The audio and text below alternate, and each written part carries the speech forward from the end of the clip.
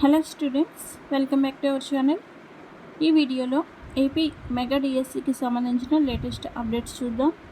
మీలో ఎవరైనా ఇంకా మన ఛానల్ని సబ్స్క్రైబ్ చేయకపోతే వెంటనే చేయండి.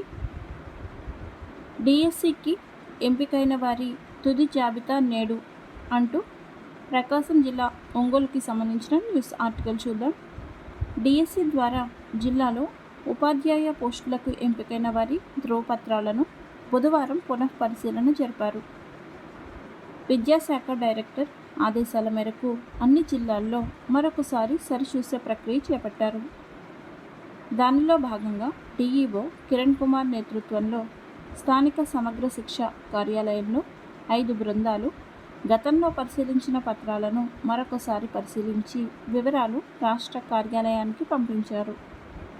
గురువారం ఫైనల్ జాబితాను డిఈఓలకు పంపుతారని సమాచారం.